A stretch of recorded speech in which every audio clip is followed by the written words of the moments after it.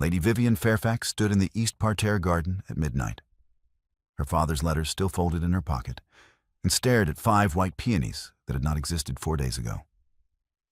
The moonlight caught the petals. Duchesse de Nemours, her mother's cultivar, the flowers her father had uprooted 9 years ago when he replaced Margaret's garden with a stone terrace. Someone had planted them in the exact spacing her mother used, crowns facing east to catch the morning light, root depth precise enough that Vivian knew immediately this was not the work of a groundskeeper following orders. Her hands trembled as she knelt in the damp earth, because naming what she loved had always given someone a weapon, and she had named these flowers to a man whose family was supposed to be her enemy. Behind her, a shadow moved in the yew-walk. Viscount Sebastian Hale, Duke of Lockwood, stepped into the moonlight with soil still dark beneath his fingernails.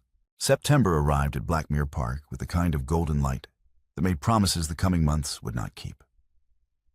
The gravel drive curved through an avenue of copper beeches, their leaves just beginning to turn, and the house itself rose from the parkland like something that had grown there rather than been built. All warm stone and mullioned windows that caught the afternoon sun. 2 carriages rounded the final curve simultaneously, one from the east and one from the west, and converged in the entrance with the precise timing of rivals who had been watching each other's approach for the last mile.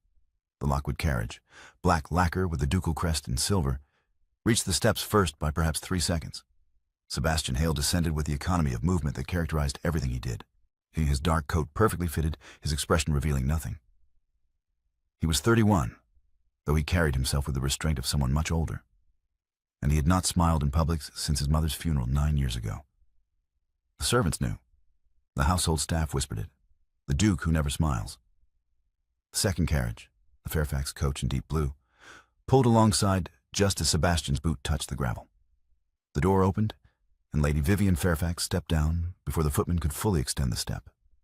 She wore a traveling coat the color of cornflowers, and her dark hair had come partially loose from its pins during the journey, curling against her neck in a way that suggested she had more important things to attend to than perfect grooming. Under her arm she carried a leather portfolio, worn at the edges, on that she held like a shield. Their eyes met across the 10 feet of gravel that separated the 2 carriages. Sebastian spoke first. "Miss Fairfax." His voice carried the particular flatness of someone determined to be correct. She nodded. "Your Grace, we appear to have arrived simultaneously.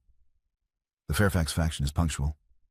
I'm told the Lockwood faction prefers to arrive first and arrange the furniture to advantage." Something flickered in Vivian's eyes. Not quite amusement, but close.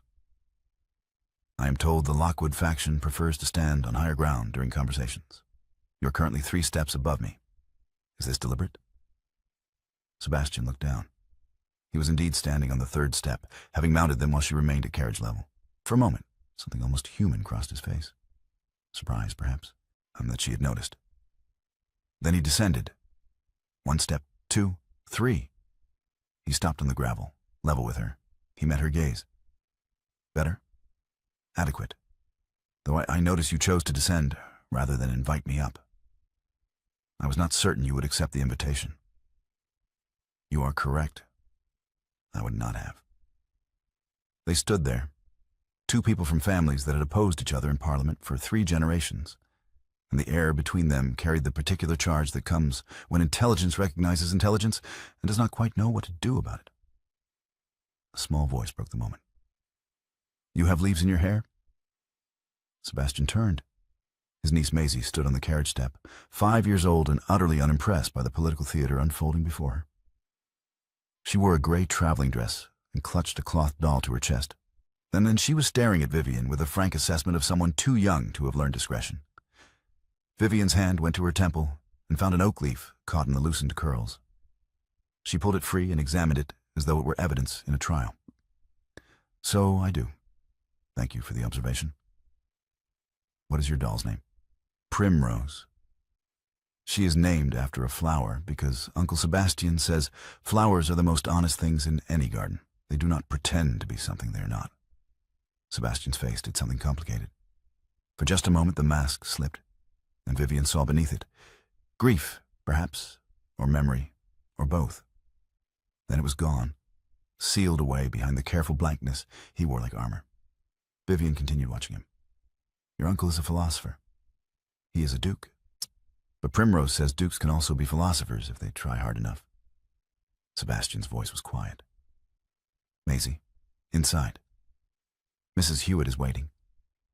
The child went, but not before giving Vivian one last, measuring look that suggested she had reached some private conclusion about the woman with leaves in her hair. When she was gone, Vivian turned back to Sebastian. Your niece is charming. She is honest. As you have just learned, she considers it a virtue inherited from flowers. And do you consider honesty a virtue? I consider it a complication, which is not the same thing as a virtue, though it may occasionally overlap. We are going to spend 3 weeks in the same house, negotiating a canal amendment that will determine whether my mother's wetland survey becomes a footnote or a legal barrier. Your faction wants the northern route. My faction wants the southern. One of us will leave here having failed. He held her gaze. Yes. And you believe honesty is a complication. I believe we are both here because our families sent us. I believe we will do what we came to do. And I believe that pretending we are not opponents would be the least honest thing either of us could attempt. Vivian studied him for a moment longer. Then she picked up her skirts and walked past him toward the entrance, the portfolio still tucked under her arm. At the threshold she paused and looked back. Your niece was correct about one thing. What is that? I did have leaves in my hair, and you noticed before she did. You simply chose not to mention it. She disappeared inside before he could respond, leaving Sebastian standing alone on the gravel drive, with the September sun slanting through the beaches and the uncomfortable realization that Vivian Fairfax had just won the first exchange of what promised to be a very long 3 weeks. The negotiations began the following morning in Blackmere's library, a long room with windows overlooking the park and walls lined with books that no one in the current generation had read. A large table dominated the center, already covered with maps of the River Thane corridor, survey documents, and the proposed canal routes marked in red and blue ink. Lord Sefton, who owned Blackmere and had volunteered it as neutral ground, presided from the head of the table with the weary air of a man who had agreed to host a month-long argument and was already regretting it. And the Lockwood faction occupied the right side. Sebastian, his uncle Lord Philip Hale, and 2 other men whose primary function appeared to be nodding at appropriate moments. The Fairfax faction held the left.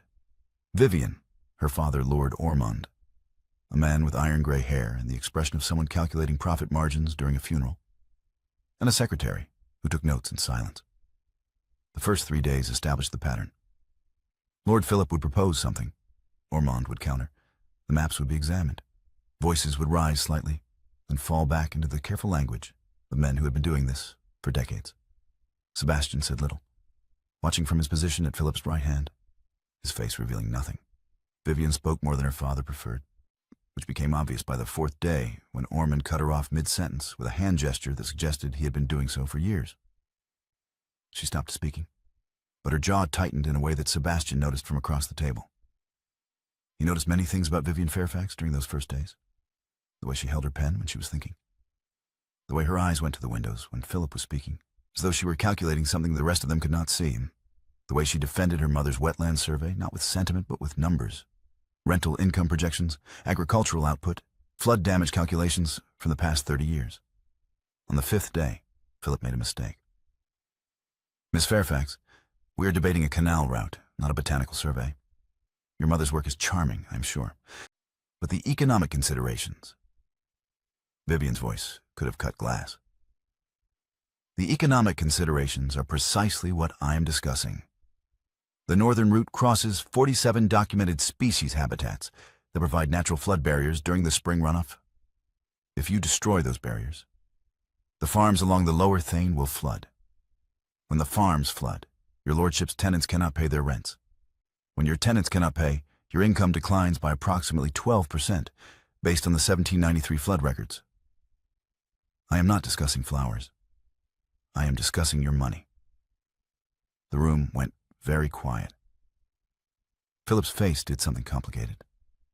Ormond's eyes narrowed, though whether with approval or irritation was impossible to tell. Sebastian's pen stopped moving. He had been taking notes. He always took notes.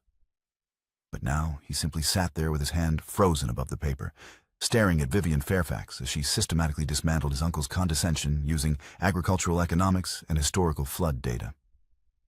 Vivian pulled a slim document from her portfolio. The survey contains detailed documentation of the water iris beds in the lower marsh.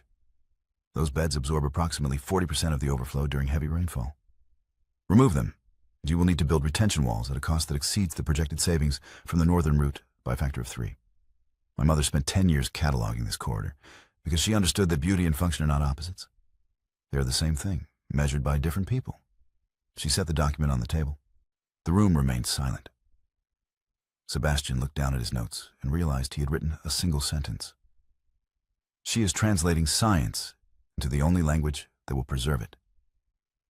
That evening, he found himself walking the gardens at dusk, a habit he had developed in the years since his mother's death, when movement became easier than stillness. The Blackmere grounds were well maintained, but not exceptional. The kind of garden that spoke of competent staff rather than passion. He walked the gravel paths with his hands behind his back, careful not to touch anything, and tried not to think about the woman who had spent the afternoon defending her mother's work with the precision of someone who knew exactly how much it cost to care about things that other people dismissed. He was near the east parterre when he heard voices, a child's laughter and then a woman's voice, patient and clear. He rounded the hedge and stopped. Vivian knelt in the border bed with Maisie beside her, examining something in the soil. Both of them had dirt on their hands. Maisie's doll sat propped against a nearby stone, keeping watch. Maisie pointed. "What is this one?" "Aster. See the star shape? That is how you remember the name. Aster means star." "What would you plant here, if this was your garden?" Vivian sat back on her heels, considering. "White peonies, against the yellow stone. My mother grew a cultivar called Duchesse de Nemours. She planted them along the south wall of our garden because they needed morning light to open properly. The petals would catch the sun and glow like paper lanterns." "Where are they now?" Vivian's hands stilled in the soil. "My father had the garden pulled up when I was 16. He wanted a terrace for entertaining. The peonies were removed to make room for flagstones." Maisie's voice rang with conviction. "That is horrible. Flowers are not furniture. You cannot just remove them." Sebastian spoke from the path. "Maisie." He had not meant to speak. He had meant to walk away before they noticed him. But the word had escaped before he could prevent it. And now they were both looking at him, Maisie with surprise, Vivian with something more complicated. "Uncle Sebastian, Miss Fairfax's father removed her mother's peonies to make a terrace. Tell her that is horrible." Sebastian stood 3 feet away, with his hands still clasped behind his back. And for a moment he could not speak at all. Duchesse de Nemours, his mother's cultivar. The same peonies he had planted by candlelight the night she died, his hands in cold November soil, while the household prepared her body inside. The same peonies that still bloomed every June along the chapel wall at Lockwood, tended by groundskeepers because Sebastian had not been able to touch a garden tool since that night without his chest seizing. His voice sounded wrong. "It is unfortunate." Vivian was watching him with the same attention she had given the maps in the library, reading something in his face that he had not meant to show. "Your mother gardened." It was not a question. He answered simply. "Yes." "And you?" His reply was flat. "No." "That is not what I asked. I asked if you garden, not whether you employ people to do it for you." The silence stretched between them. I am broken only by Maisie, humming softly as she examined another flower. "I do not garden." It was the truth, and also a lie. And he could see in Vivian's eyes that she knew the difference.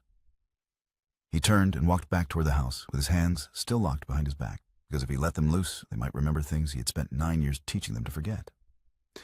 That night, at 2 in the morning, Sebastian's body made a decision his mind had been refusing for 9 years. He stood in his shirt sleeves in the Blackmere east parterre, with a candle lantern at his feet, and 5 Duchesse de Nemours specimens arranged on the grass beside him. The root balls were wrapped in burlap, still damp from the nursery soil. He had sent Dawson, his secretary, Marist, on a 7-hour round trip to Bath that afternoon with instructions that probably sounded insane. Find mature Duchesse de Nemours peonies, out of season, and bring them back before midnight.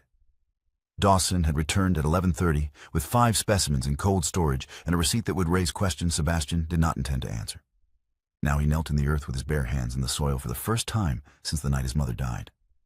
The sensation was overwhelming, cold soil against his palms, the smell of turned earth, the weight of the root ball as he positioned it in the hole he had dug with a trowel borrowed from the garden shed. His hands remembered everything, the exact depth, the crown positioning, the way his mother had taught him to spread the roots so they would take hold properly. 2 inches below the soil line, crowns facing east, morning light.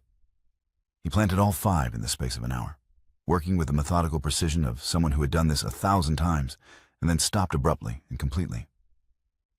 His hands shook. Twice he had to stop and steady himself, palms pressed flat against the earth, breathing through the cascade of memory that threatened to undo him. His mother's hands over his, teaching him crown depth when he was 12, the smell of the Lockwood Gardens in June. Her voice. Peonies are patient, Sebastian. You plant them in autumn, and they wait all winter under the snow. That is faith. Putting something in the ground and trusting it will return. The night she died, he had planted the Duchesse de Nemours by the chapel wall because it was the last thing she had asked for. I want to bloom in June, she'd said, her voice already fading. Plant them for me. Promise. He had promised. And then he had knelt in November darkness, with his hands in frozen soil, and understood that planting and losing had fused into the same gesture. That putting things in the ground meant burial. The gardens were where the dead lived, and he could not enter without drowning. 9 years. 9 years of walking through his mother's design every morning, directing the groundskeepers, maintaining her vision from a distance, never touching the soil because touching it meant that night, that loss, that unbearable weight of things that grow and bloom and die. Until Vivian Fairfax said Duchesse de Nemours in a garden at dusk, and something below his conscious control recognized the sound. He sat back on his heels and looked at the 5 peonies, Salp barely visible in the candlelight. The planting was perfect. His mother would have approved. And for the first time in 9 years, that thought did not break him. It steadied him. He was crying. He realized it distantly, the way you realize it is raining when you have been walking in it for several minutes. Tears on his face, his hands still in the soil, and the overwhelming relief of discovering that his body could do this again. That planting for someone living was not a betrayal of the dead. That soil could mean beginning, not only burial. He stayed there until the candle burned low, his hands in the earth, and let himself remember everything he had been running from. The next morning, he had Vivian entered the library to find Sebastian already at the table, examining the flood projections she had left there the night before. Only he had added notes in the margins, references to the 1793 records, cross-calculations she had not considered. His handwriting was precise, almost architectural. She set down her portfolio. You found errors? I found gaps. Your flood damage estimates are conservative. The Lockwood estate records show higher water levels than your survey indicates. You are helping me argue against your own faction's position. I am correcting incomplete data. There is a difference. Vivian sat down across from him and pulled the projections closer. His notes were meticulous, each one sourced and dated. Why? Because your mother's survey deserves accurate support. If it is going to stand as evidence, it should be unassailable. He finally looked up, and Vivian saw something in his face she had not seen before. Exhaustion, perhaps, or the aftermath of something that had cost him. There was dirt under his fingernails. She noticed it because she had spent enough time in gardens to recognize soil that had been there recently, not days ago. Her observation was direct. You have been gardening. Sebastian's hand stilled on the papers. No. Your fingernails suggest otherwise. I was adjusting a border bed. It is not the same thing. What is the difference? Gardening implies pleasure. What I did was correction. Vivian studied him for a moment longer, and then let it go. But she filed the information away, alongside everything else she had observed about Sebastian Hale. The way he stiffened when Philip mentioned his mother, the careful distance he maintained from the garden beds during their evening walks. The fact that Maisie's comment about flowers being honest had come from somewhere, someone. A voice Sebastian was still hearing. The days that followed built a language between them that neither of them named.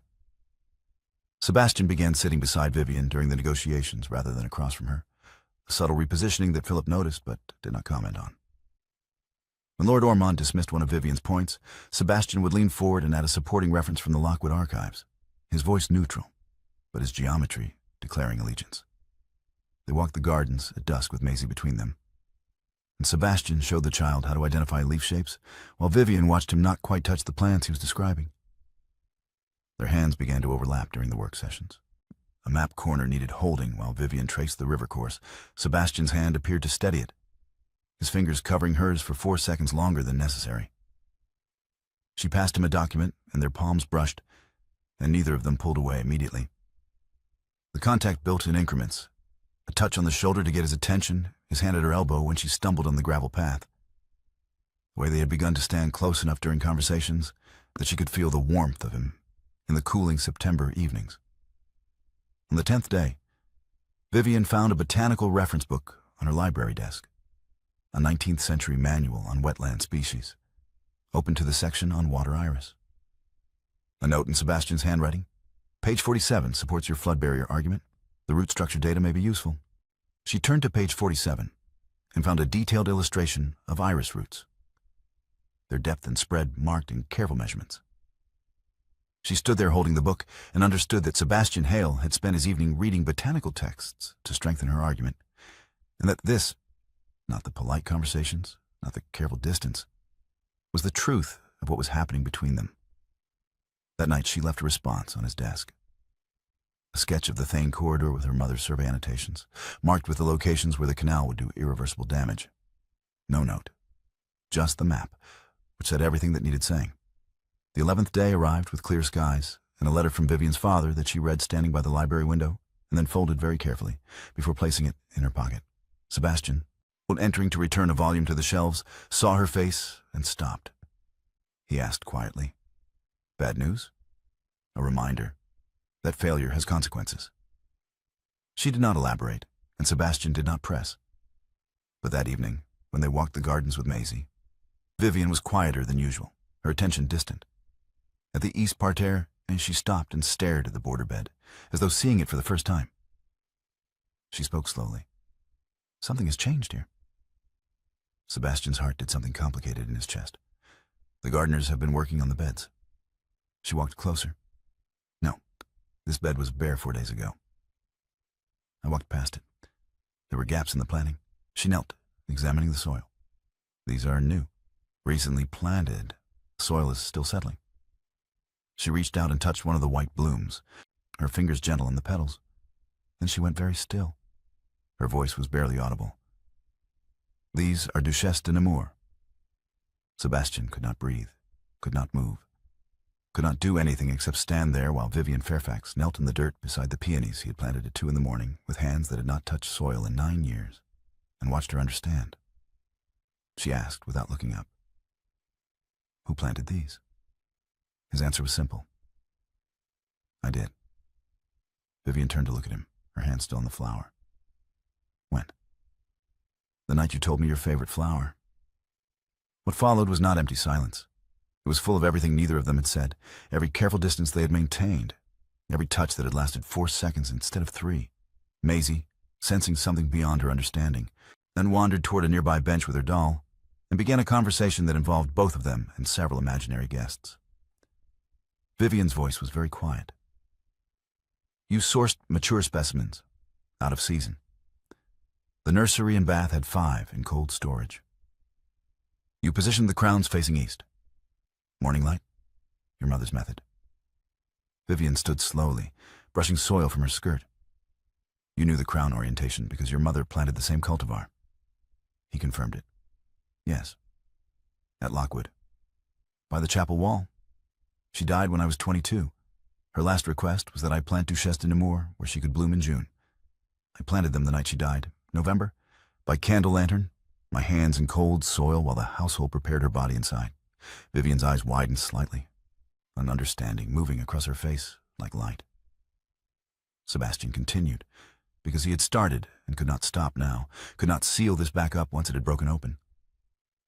"I have not gardened since. 9 years. The Lockwood grounds are maintained by professionals who follow her plans.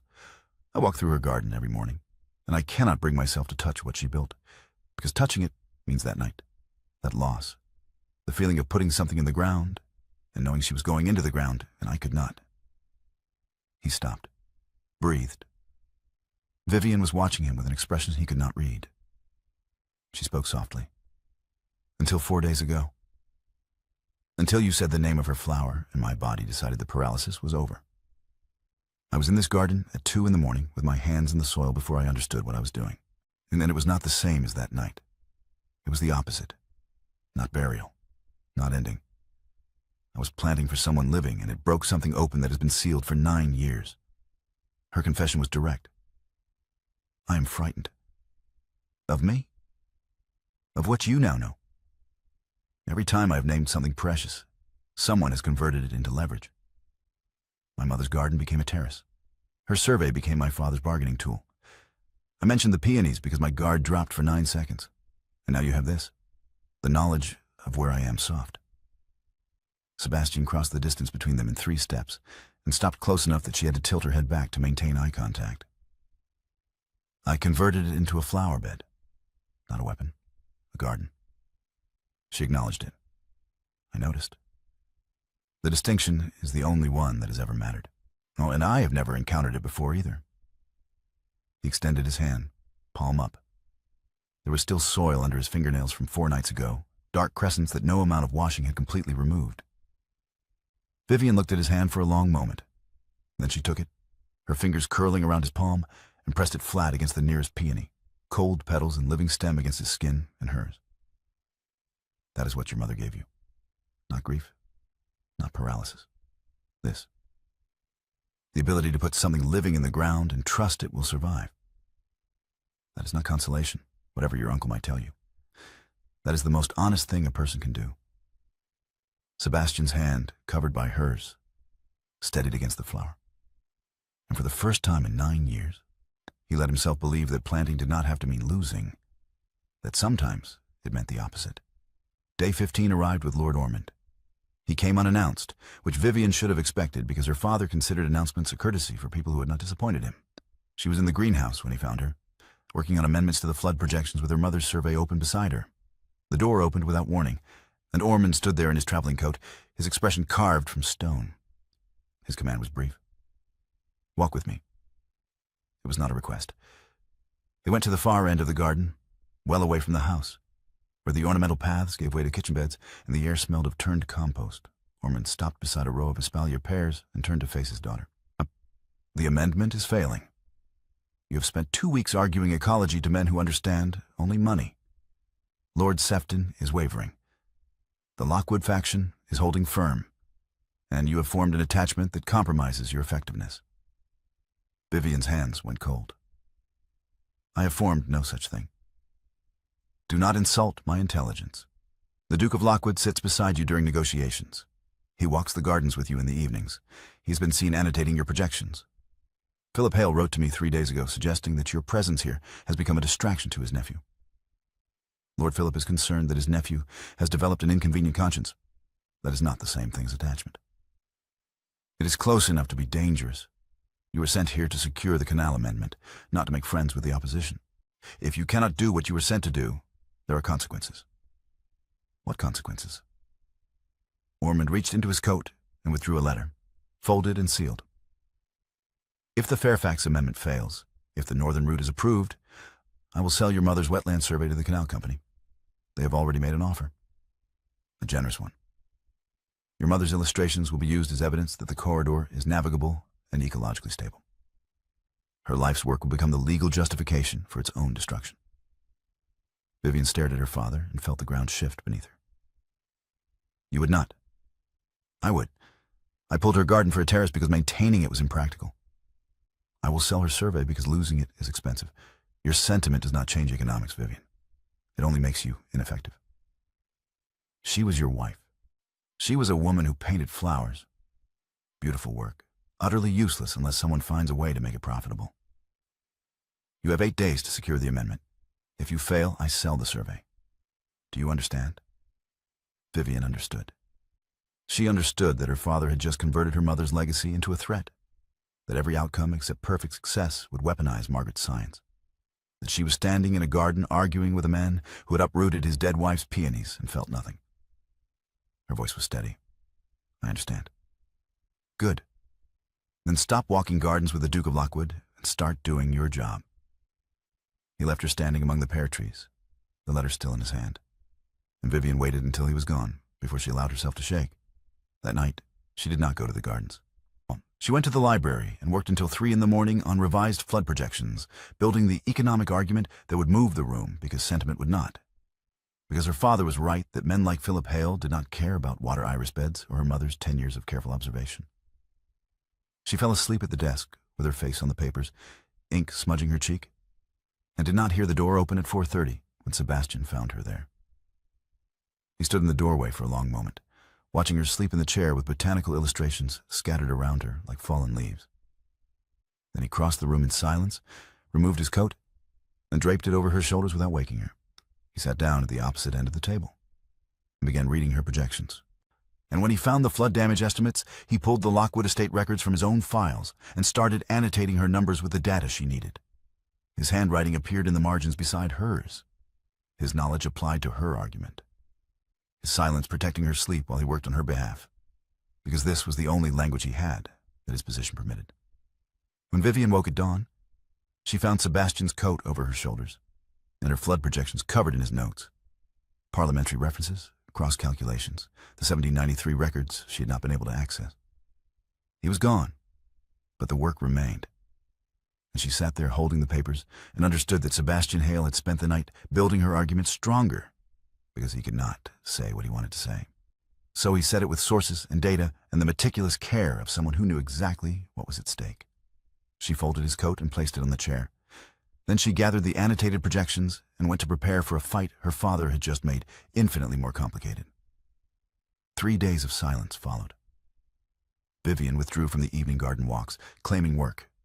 Sebastian did not press. They sat on opposite sides of the negotiation table again, the careful distance restored. And if Philip noticed the change, he said nothing.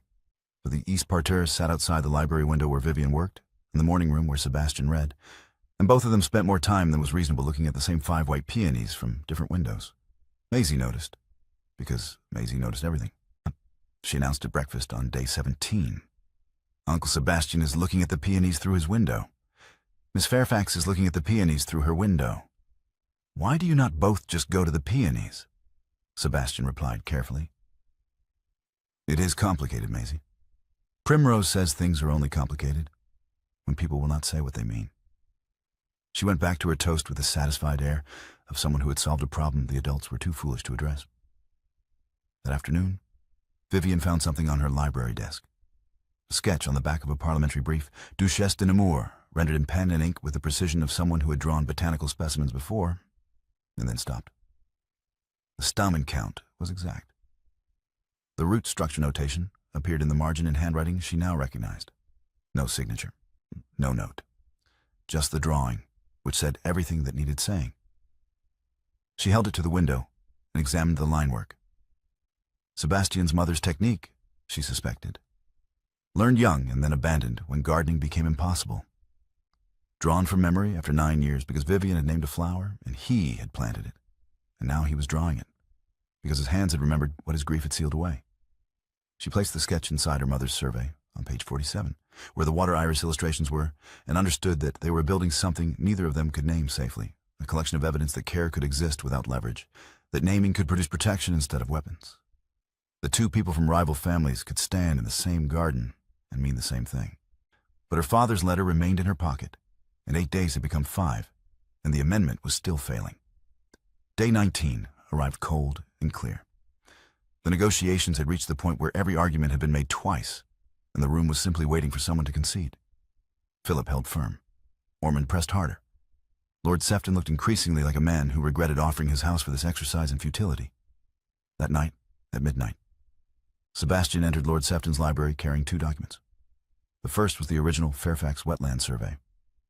All 214 species, all 47 watercolors, Margaret's work and Vivian's completion bound in leather and stamped with the Fairfax crest. Sebastian had written to Ormond's steward 4 days ago with a polite request to examine the survey for reference purposes. The steward, responding to a ducal inquiry without consulting Ormond, had sent it by messenger.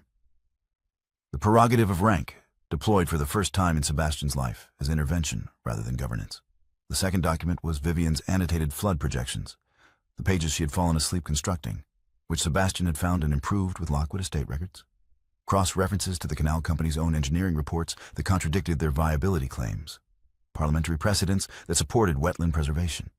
his knowledge woven into her science until the argument was unassailable. He sat at Sefton's desk and drafted a cover letter by candlelight. Lord Sefton, I submit for the record material evidence regarding the proposed canal amendment. The enclosed survey represents 10 years of scientific documentation by Margaret Fairfax, Countess of Ormond, completed by her daughter, Vivian Fairfax. The accompanying economic analysis demonstrates that the northern route poses unacceptable risk to agricultural stability and rental income across the affected corridor. I request this evidence be entered into the formal record of these negotiations and distributed to all parties before the final session. He signed it, Sebastian Hale, Duke of Lockwood. The Duke entering evidence against his own faction's position. No speech, no audience, no drama. Just survey placed on a desk where it could not be ignored. A cover letter that named Vivian's contribution in his handwriting, and the institutional weight of his title applied to the only thing that mattered, keeping Margaret Fairfax's life's work from becoming the instrument of its own erasure. He did not tell Vivian. He did not tell Philip. He placed the documents on Sefton's desk, sealed the cover letter, and left the library in silence. Some things you do not announce. You plant them and let them grow. Day 20, the final session.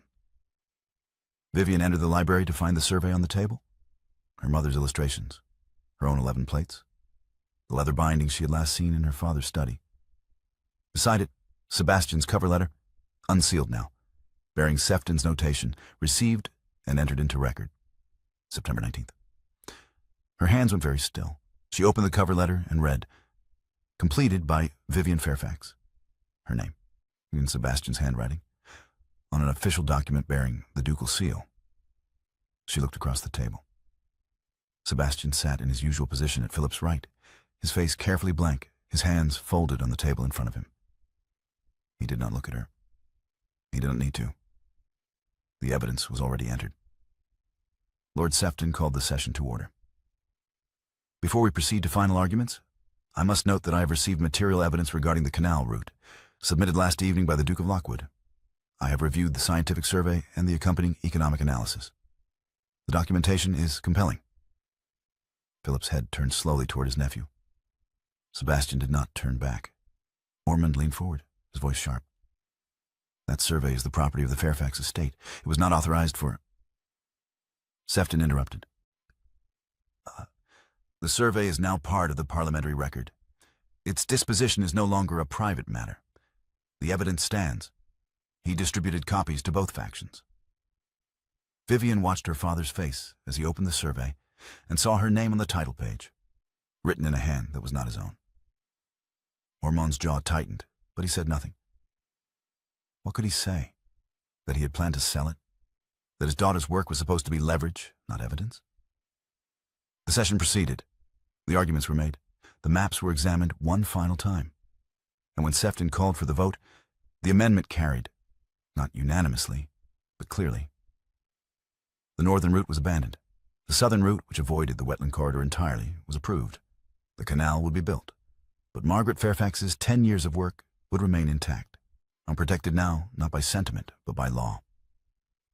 The room emptied slowly. Ormond left without speaking to his daughter, his face carved from stone. Philip remained behind, standing beside Sebastian while the others filed out. Philip spoke quietly. That was remarkably stupid. Sebastian's reply was firm. That was necessary. Your mother would have done the same thing. She spent her entire life putting things in the ground that mattered and watching men ignore them. I suppose you decided to stop ignoring, he answered simply. Yes. Philip studied his nephew for a long moment. Then he picked up his papers and walked out, leaving Sebastian alone in the library, with the survey still on the table and the weight of what he had just done settling over him like snow. Vivian found him there an hour later. The library was empty, yet the afternoon light slanting through the windows, and Sebastian stood at the table with his hand resting on her mother's survey, as though anchoring himself. She spoke from the doorway. You entered the evidence last night. He did not turn. I also corrected your flood damage calculations. You understated the 1793 records by a factor of 3. The Lockwood archives are more detailed than yours. You improved my argument. I made it unassailable. There is a difference. Vivian crossed the room and stopped beside him at the table. "You wrote my name on the cover letter. Your name belongs on the work. My father will never forgive this." Sebastian finally turned to look at her. "Your father pulled up your mother's garden and felt nothing. Forgiveness from a man who treats beauty as inconvenience is not the currency I'm interested in." "What currency are you interested in?" His voice was quiet. "Yours. You named what you loved. I planted it. And then I put your mother's work where no one can uproot it again, not into a garden where a man with a terrace plan can destroy it, but into a record where it stands, permanently, with your name where it belongs." Vivian looked down at the survey, at her name written in his careful script, and felt something unlock in her chest that had been closed for years. "You committed faction treason. I committed accuracy. Your mother's science was correct. The northern route would have caused the flooding you predicted. I simply made sure the people who needed to hear it could not ignore it. By signing your name to evidence against your own family's position. By signing my name to the truth. My mother spent her life doing the same thing, putting beauty into the world and watching men with power dismiss it as decoration. I am tired of dismissing things that matter simply because they are beautiful." Vivian reached out and placed her hand over his where it rested on the survey. "Thank you." He met her eyes. "You are welcome." And then, quieter, "I am sorry it required institutional defiance to accomplish what should have been obvious. Most worthwhile things do." They stood there in the empty library with their hands touching on her mother's work, and outside the window, the September afternoon was fading into the particular golden light that comes just before autumn turns cold. Somewhere in the house, Maisie was probably explaining to Primrose why adults made everything so complicated. And in the east parterre, 5 white peonies were settling their roots deeper into Blackmere's soil, waiting for June. Dusk found them in the garden. Vivian had expected Sebastian to be in the library, or the morning room, or anywhere civilized people went after upending parliamentary negotiations. Instead, she found him in the east parterre, kneeling in the soil beside the second Duchesse de Nemours specimen, with his coat discarded on the bench and his shirt sleeves rolled to the elbows. He was adjusting something in the earth around the plant, his hands moving with the careful precision of someone who had done this before, and then stopped and was now remembering how.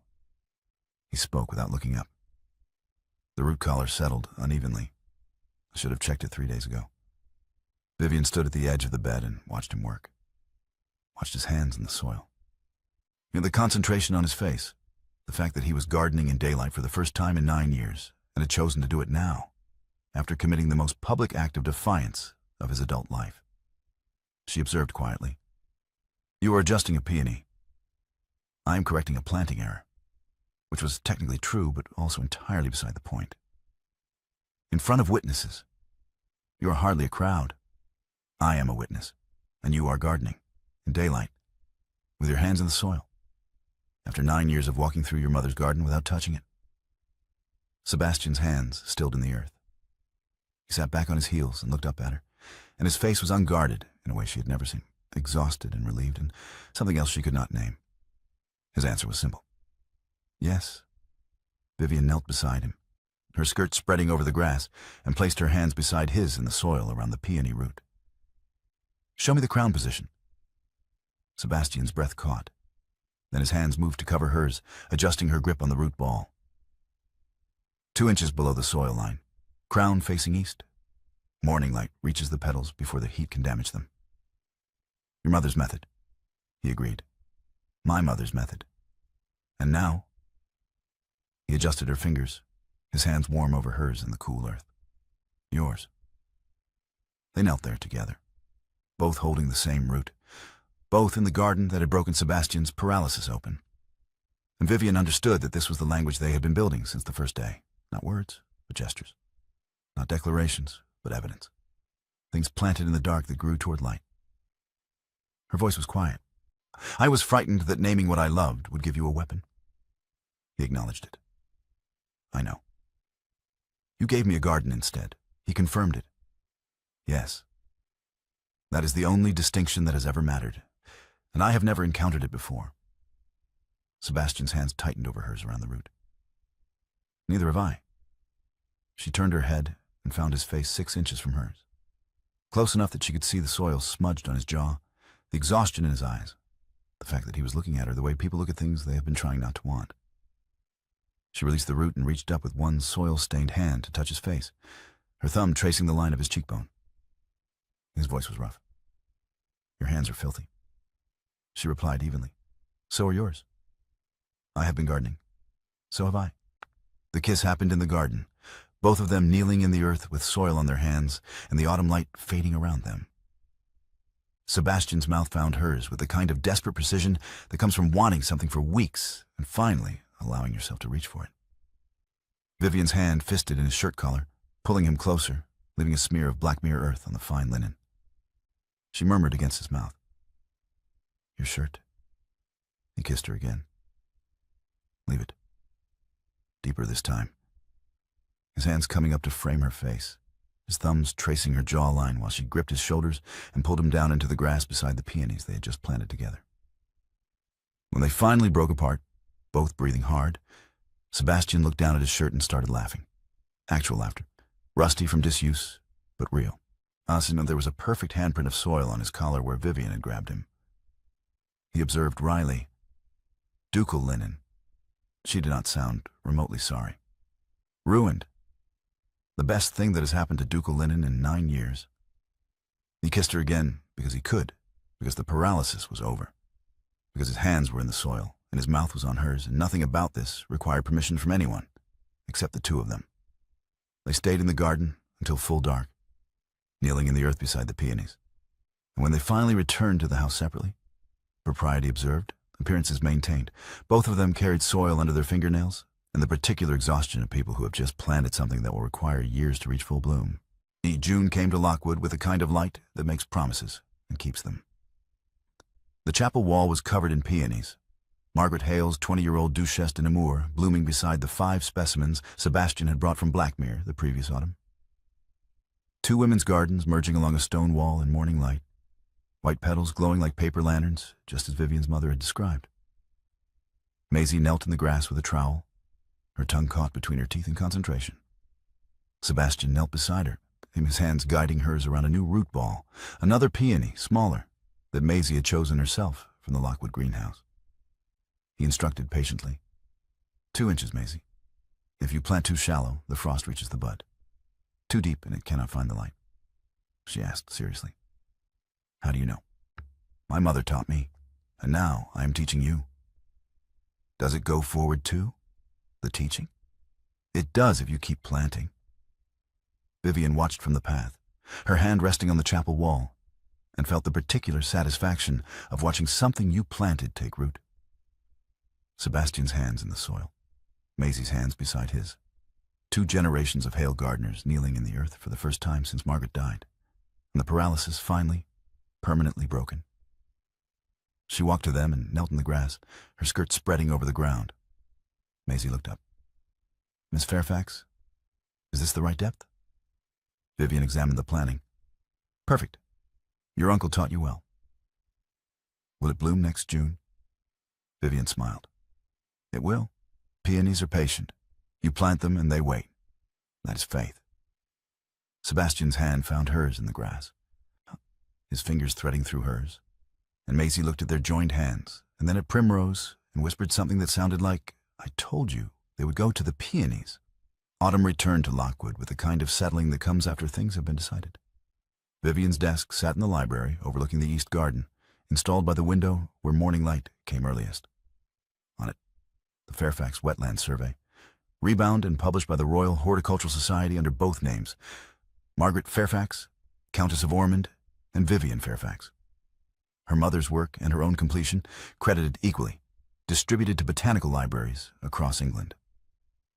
Sebastian entered and placed a letter on her desk. "The Society has requested permission to reproduce your mother's water iris illustrations for their spring journal." Vivian looked at the letter without opening it. "My father has not written. Your father is adjusting to a world in which his daughter is credited for work he tried to sell. It is a difficult adjustment for men who are accustomed to controlling everything." Vivian picked up the letter and opened it. "They want to publish the full survey, all 214 species." Sebastian's voice was certain. "Your mother's legacy. Permanent." The door opened and Maisie appeared, tracking soil across the carpet, a permanent condition since June. She carried a small sketch in her hand, drawn in careful pen and ink, a primrose, botanically precise, with root structure notations in the margin. She placed it on Vivian's desk with the solemnity of someone delivering important documents. She announced formally, "For the collection." Vivian picked up the sketch and examined it. Sebastian's technique. Sebastian's mother's technique. Passed down to a child who would carry it forward. She opened the survey and tucked the primrose sketch inside beside the Duchesse de Nemours drawing Sebastian had left on her desk at Blackmere 9 months ago. She smiled. "Thank you," Maisie replied seriously. "You are welcome. Primrose says you should come see the new bed we planted. It has your name on the marker." "My name?" Uncle Sebastian made a sign. "It says Vivian's garden, and it has primroses and peonies and the iris from your mother's survey. He says every garden should have a name, so people know who it belongs to." Vivian looked at Sebastian. He had the grace to look slightly sheepish. He admitted carefully, "I may have committed some additional planting, without telling me. I wanted it to be a surprise. Also, you were occupied with the Society's correspondence, and I did not want to interrupt." "You planted me a garden," he corrected gently. "I planted us a garden." Maisie helped. "It is technically a collaborative effort." Vivian stood and crossed to the window. Outside, the east garden was dormant for winter, but she could see the new bed clearly. A curved border along the south wall, already mulched for the cold months, with a wooden marker bearing her name in Sebastian's careful script. The architecture was visible, even in dormancy. Spacing, depth, crowns facing east beneath the soil, waiting for spring. Sebastian's hand settled on her shoulder, his thumb tracing the nape of her neck. She leaned back against him and felt the particular peace that comes from being exactly where you are supposed to be. She said softly, "Thank you." He replied warmly, "You are welcome, though I should warn you that Maisie has plans for expansion. She believes the garden requires a section for vegetables, and she has very strong opinions about the placement of the bean trellises. She is your niece." His voice was quiet. "She is my mother's granddaughter, and she is going to be a better gardener than either of us." Outside, the dormant garden held its architecture beneath the soil, roots spreading, crowns waiting, everything planted and patient. Maisie ran across the lawn toward the new bed, primrose tucked under her arm, already planning next season's additions.